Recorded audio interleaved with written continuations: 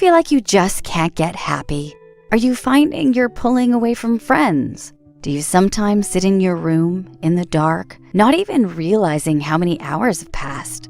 Depression can affect anyone, especially teens. About 20% of all teens experience depression before they reach adulthood. That's a worrying statistic. When singer Will Smith's daughter, came out and said she suffered with depression, the comments at the bottom of many articles were attacking her, saying, "What have you got to be depressed about?" A lot of people don't understand that mental illnesses don't discriminate between age or circumstance. Often, depression is even more difficult to recognize in young people than adults, because as a teen, you experience so many changes at this stage in your life. But the longer you feel this way, the more likely it's going to disrupt your life and turn into a long-term problem. So Psych2Go shares with you 5 ways to recognize depression.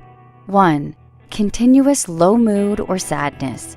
Do you often feel very sad and low for a prolonged period of time?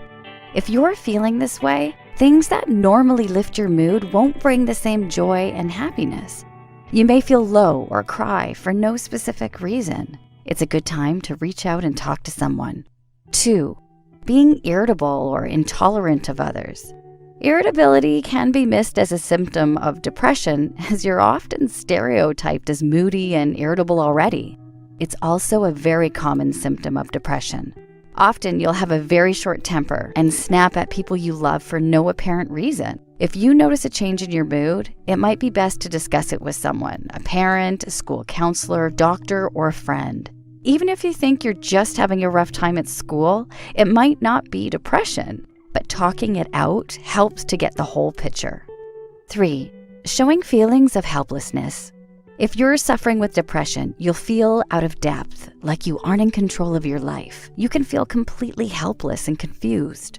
While these feelings are normal as you go through changes in your body and growing up, be aware if this symptom persists for longer than a few weeks. Feelings of unhappiness, worry, guilt, being fearful, helpless, hopeless, or lonely could all be signifying that something more serious is wrong. 4. Increasing social isolation. Do you want to just be left alone? When you're not feeling like yourself and your mood is low, it can lead to social isolation. It can be hard being around people because you feel like you have to act like you normally would.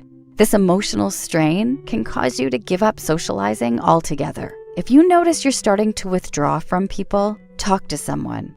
Even if you feel you're just having difficulties with friends, it may not always be a sign of depression, but dealing with it now can help stop it turning into something more.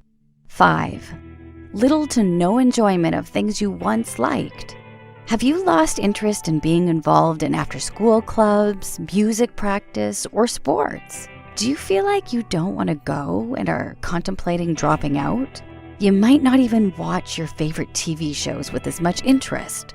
Not enjoying things you once liked could be a sign you're depressed. Have you struggled with depression? What do you do to help?